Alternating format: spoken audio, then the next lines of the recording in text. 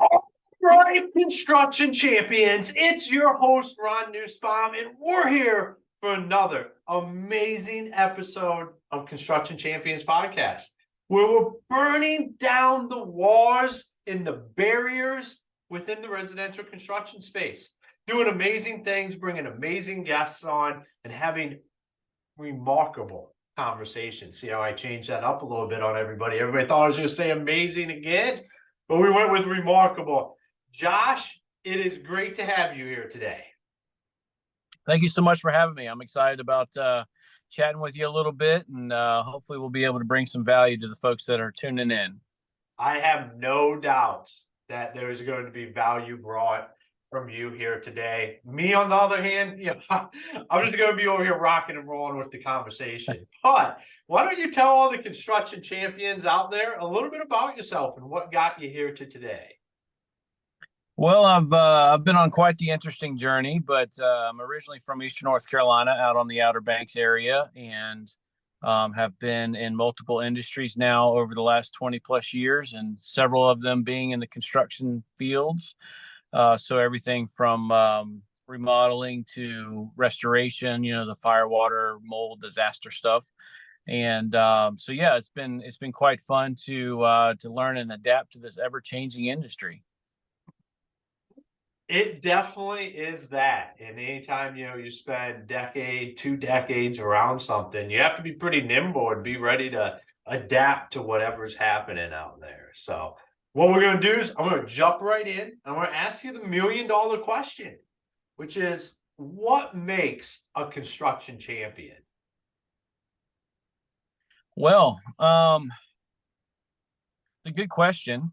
I love that you are just kind of drilling down on this thought process. And I guess the first thing that comes to mind is our industry is typically typecast into a bunch of greedy people that are just trying to one up on people and take advantage of people.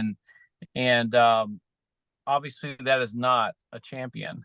I think that, the first thought that comes to mind there is, there's a difference between being able to provide a service and then also being willing to serve. And so I think a champion goes into the mindset of all the accumulated of information and training that they have, and they go into a particular engagement with folks. And if they are just trying to say, hey, this is what I do, da, da, da, da, da, da, or if they go in with a willingness to serve, you might not be the best fit for that person or that project. But if you provide a solution, to me, that puts you in the GOAT status, right? Because not only do you provide a solution for the immediate need, but you establish rapport and relationships with either the referral or the existing customer that might not even be your customer moving forward, but they will always be able to champion your name. And that, again, will then kind of facilitate that construction champion banner that you have hanging in the office. I love that, because being in residential construction, we can kind of be a jack of all trades and take on all kinds of stuff. But when we really understand what we do really good is when we start to really have happy customers, have a thriving business. And what you're talking about there is having not just that honesty with yourself, but also having that honesty with your customer when you're there. Absolutely. And it's when you establish that relationship and when you establish that solution for whatever that need is. I mean, it could be anything from remodeling a bathroom to a tree crash to the roof, who knows what. And I think you have to take the approach that, let me use my skill set and my knowledge base and my relationships to serve this person. And if you go to the nth degree to make sure that happens, I think in the long game will always be just that. You'll be building that dynasty, right? It'll be that Hall of Champions type of mentality. And so, yes, I've left money on the table before with different projects. Yes, I've probably, or I know for sure I could have done things. But was it going to be a healthy relationship between the customer and my company? Was it going to be a one-sided conversation? Are there going to be two general contractors involved, the homeowner and me? Those types of conversations that, you serve a purpose by kind of vetting through the whatever the solution is going to be, and knowing who you are and what you're doing, and more importantly, having the right perspective on that it'll pay off in the end. It never comes back void, I guess is the right term. Yeah, 100%. And I'm all about ripping the band-aids off here. And you mentioned at the very beginning is it's kind of that reputation that the construction industry can have, and the mindset around that there's just a bunch of greed and all of that. And that's what customers can be thinking when we're sitting there. And we have to address that head on. I'm a big component of, let's not be afraid to address any of these issues, any of these mindset shifts that have to happen. The only way we can do it is if we start being upfront and start doing the kind of stuff that you're talking about doing to build those relationships with customers and homeowners, because they're the ones out there talking to everybody. Right. You do not want to put yourself in a situation where you are trying to, pay off your business in one job, right? Sometimes you get so starved for the revenue that you start taking on jobs that you don't necessarily need to be taking on. I'm sorry, there's a lot of commotion going on around me with fire trucks and things, but I'm sitting on the side of the road while we're talking about this because I'm on the go. But I think at the end of the day, finding that healthy relationship and being able to be transparent in the pricing, and if you have a customer that understands you need to make a profit, it's okay to be transparent with how that process goes. And I think that kind of takes away a lot of the burden or the fear that a lot of customers will have. I know growing up, coastal contractors in Eastern North Carolina had a really bad reputation of just not even showing up or just disappearing, or you go get 3 bids and all 3 of them are 80% different between the last one, and you just have no idea what to expect. So I think the rule of thumb when it comes to becoming a champion is answer the phone, be transparent, have empathy for the situation, even though it's the 490th time you saw it this week, and provide a solution, whether you're the solution or someone is a solution. Provide the solution, and that's what's going to get you to that Hall of Fame. I love it. And when you're talking about showing up and just doing the job, I mean, that's stuff that has put a bad taste in people's mouths, but that's not the construction industry I know. And I know that's not the industry from being in it. I mean, it's a lot of the best guys you will ever meet. So I love when you brought up there talking about profit, and it's okay. And because I believe in business, I believe in you have to create a profit. If we're not profitable, you're going to cease to exist. That is not Right. the service of your employees, yourself, your customers. So how do you have that conversation and bridge that gap for guys out there that are struggling with this right now, that understand I have to have a profit, but at the same time, they have customers that don't value their time? How do you work through that, or how did you work through that? I think there's a statement a long time ago about if you don't know your numbers, man, you don't know your business, right? And you got to know your numbers, man. Like, you can't just be free balling a estimate just because it sounds right? And so it was so hard for contractors to just really drill down on the fact that they need to know their numbers. They need to know where their profit points are.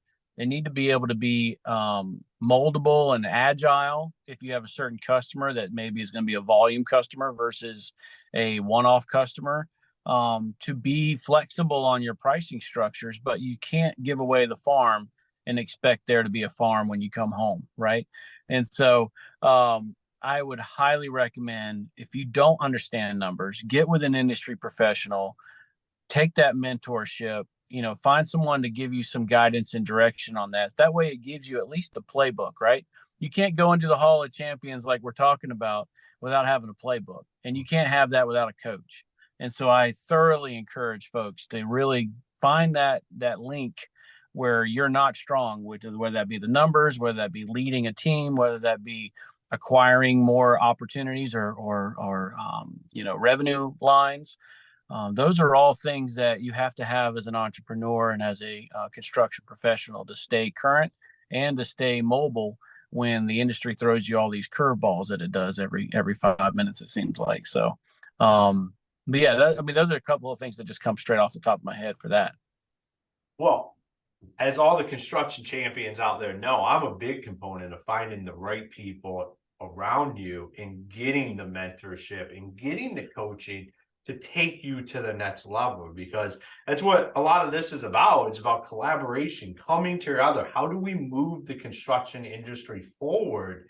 And we do that together. We really do. It's about having conversations like this. It's about, like you just said, networking, finding that person that makes up for your weakness or helps you to the next level. It's about reaching down and pulling up, and it's about reaching up and pulling up at the same time. And the more we do that throughout the industry, and the more we do that together, the more remarkable everything becomes. Yeah, people really get bent on that competition part of it, right? They get really bent on that. I know, Johnny boy, he's, I'm going to get him on this roof job or whatever. And it's like, I was like, bro, like I have these conversations all the time. And I'm like, it's really, really good to have strong competition. It makes you better. It makes your competition allows you to be more viable in the marketplace that you're in, and it also legitimizes a lot of the things that you're trying to push as a good business owner. And so I always say, hey, find competitors in your space and build rapport with them. I mean, there's always going to be that one guy that's just an asshole, and you're like, oh gosh, I can't stand it. We all get it. We've been there. But there's going to be guys that are in the industry that are 20 years ahead of you and 20 years behind you, that if you find, certain skills and certain alignments, maybe there's certain areas in the construction world that you're really good at, and you're not really good at, roofs or decks or, bathrooms or whatever the scenario is. And this other guy is. Find ways to refer each other. And then whenever the big push comes into place based on whatever circumstances that is, you have guys that you can fall back on, and you guys can have like that reciprocal referral base with each other. I remember back in the day, I used to have a moving and storage company, and some of my best referral sources were other moving companies, because they knew how I worked and I knew how they worked, and we worked based on our schedules. You can only do so much at one time, right? And so if you provide a solution and you align yourself with industry professionals that are at the same belief system and industry standards that you are, then it's going to work out in the end. It's going to be very valuable for you. Yeah, absolutely. I mean, champions hang out with champions. Like, one of the best analogies, like competition is fantastic, but competition amongst people that are going to the next level just breeds an outcome, not just for the businesses, but for the customers. I think quarterbacks, especially college level, have passing coaches. And the thing is most of all your top tier talent go to the same guy down in Florida, and they work out together. Tom Brady was working out with Ben Roethlisberger at the same, like these guys are all in the off season together, working out together because they want to be a champion, and they understand that being in an environment that pushes you to the next level because it's uncomfortable doesn't necessarily downgrade what you're doing because you're hanging out with somebody that you're going to compete to. It just starts to make you better. It makes them better. And together, that makes the industry better, especially in your area. And that guy that's the ass that no one likes, he's going to get pinched out because he's not involved with what's happening, and he's not going to be able to keep up with the growth in the industry where you're at. Yeah. And to kind of use that same analogy, another trick of a champion is the fact that they adapt to the new technology, right? So you talk about Tom Brady. whether you love him or hate him, that guy has been able to, tap into the fountain of youth. And he was able to get with the best trainers in the industry, the best, dietary people, and all these little cryo chambers and all this kind of crazy stuff. And he was able to perform at a high level for, way past what most people would have thought. Same way in business. If you aren't adapting to the new technologies that are out there, if you're not, finding ways to optimize and bring systems in place that can do a lot of the manual things that you've been doing with pushing paper around, or collecting estimate data, or who knows what, you got to push in on that, and you got to be able to go with the times. Because I run into business owners all the time. Well, I've been using my roller for 40 years, and I'm like, that's great, that's awesome, but you can't scale that, and you definitely can't reproduce that, because nobody that's in their 20s are going to want to touch a ruler. So so I would just another little tidbit is that I would highly encourage you, as you adapt as a construction professional and you're trying to get to that Hall of Champions, be agile in your approach with technology, because it will save you. It's going to be hard to learn, and you're going to have to set up some new processes for it, but once you streamline those things, it is remarkable what you can accomplish. Yeah, and I mean, I'm a believer in technology and what it can do for not just the bottom line, but just for systems.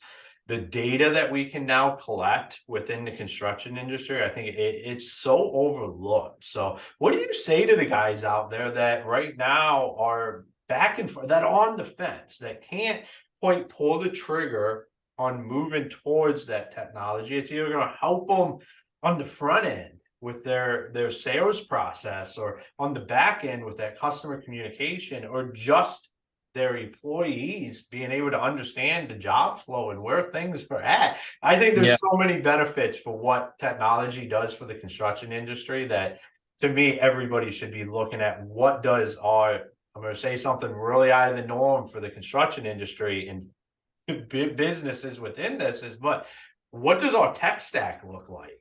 Because every construction business, no matter if you're doing roofs, basements, crawl spaces, remodeling, you should have a tech stack that you're using.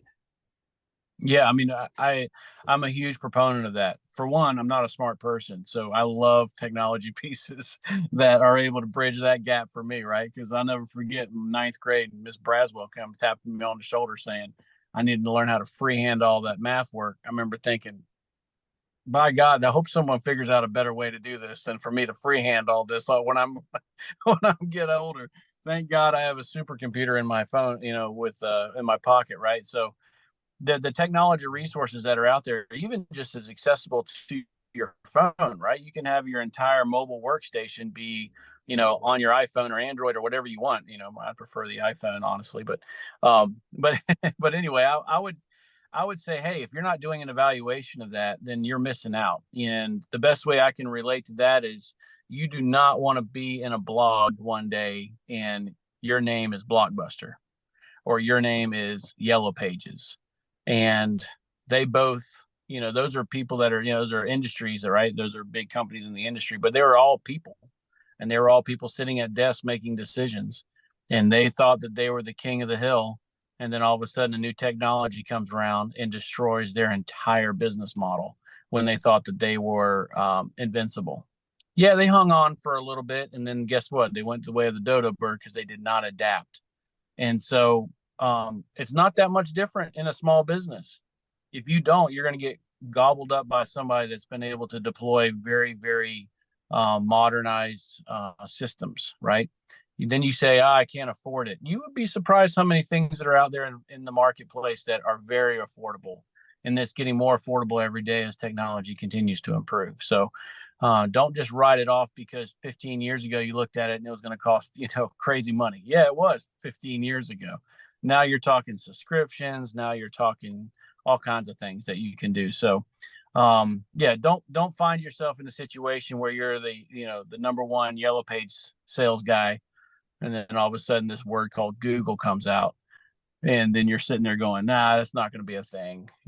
Who's going to go on the internet to find something?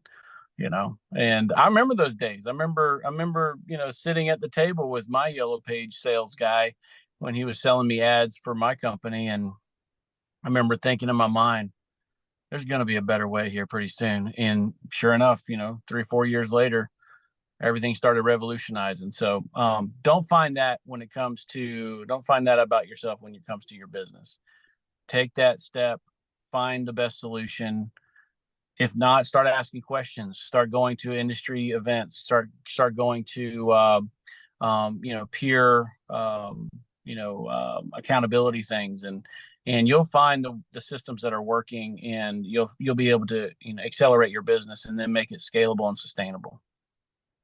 That I think that's a mic drop moment right there when you say don't be a Blockbuster or Yellow Pages, because that's not just with technology, that's with everything. And we can learn a lot from how those two companies decided, if I can get that spit out there, to handle how not just new technology but business innovations came out. And instead of adapting and growing their businesses when they were already the market leader and had that name recognition, they just decided to say, no, that's not, we're going to continue doing this. And we all know how that panned out. So I think just with business in general, there's a lot to be learned there. 100%. And people tend to forget, and that's why I was mentioning it, is that they hear the name Netflix, and then they hear the name, Blockbuster, and Google and Yellow Pages and all these different like pivotal moments in whatever industry that was. And a lot of people forget those are just dudes that are sitting behind a desk just like you. They just have more zeros behind the stuff that they have to be responsible for. It's the same thing. They're people. If you don't understand people, you don't understand business. And at the end of the day, you have to understand that the company that you have, and whether that be you in a truck, or you and 4 or 5 employees, or you and 100 employees, it's still you being able to invest in the future of the organization. And the only way to do that is for you to continue to learn. So my hat's off to you as you pursue that in the championship goals that you have. Go find that alignment. No better time than tomorrow, right? No, it's today. It's not tomorrow. I love it, man. I love it. I think that's a great way to wrap up the show here today. So Josh, if any of the construction champions out there wanted to connect with you or follow you or know more about what you do, where's the best places for them to do that? I mean, they could reach out to me anytime. Rhythmic.online, RHYTHMIC.online is my website. And they could also shoot me an email, and that'd be fine. Or I have a contact form on there. I'd be happy to help out. I've been in 9 different industries now in 20 years, and I just love the journey that I'm on. And anytime I get to sit down and take a quick break and chat about ways that we can help push people forward, I love it, man. I love it. So my hat's off to you on that. Even though I'm not wearing one, you're wearing a cool one. So I'll just salute. How about that? I'll just salute. Awesome, man. Well, thank you for being on the show today. I appreciate it. Absolutely. Thank you. All right, construction champions. Another great episode with a lot of knowledge, talking about where you're going with your business, what's happening, how do we continue to grow this? Are you doing what it takes to get in the Hall of Fame? We talked about multiple things that have to happen to get you into the Hall of Fame. But when Tom Brady came up and we started talking about Blockbuster and Yellow Pages, let's think about the differences between a Tom Brady and a Blockbuster. Tom Brady found ways to continue to evolve. When that Netflix opportunity came about for Blockbuster, instead of blowing that off, they had an opportunity to buy them. They could have continued to become the leading machine in that industry, like Tom Brady's made a decision to do in football. Up until he retired, the man won Super Bowls. He kept evolving, kept becoming the best version of himself. And that's what we have to do, not only by ourselves, but for our businesses. Don't be the one that's stuck there doing nothing, or don't be the ass, because that's what you end up being. You'll be that guy in your area that nobody wants to deal with, while everybody else is moving forward, delivering remarkable customer experiences and growing their businesses, not only for themselves, but their employees. You don't want to be the ass just sitting there. So a lot to unpack in this episode. I suggest you go take a look in the mirror, like I say all the time, and figure out exactly what am I doing that's leaving me behind that I could change today, right now. What is an action I could take to move my business forward? Think about that. That's a super powerful thing to do. So, Construction Champions, go check out our website. Get involved with our partners that are here to help take you to the next level. And until next time, be the champion you were meant to be.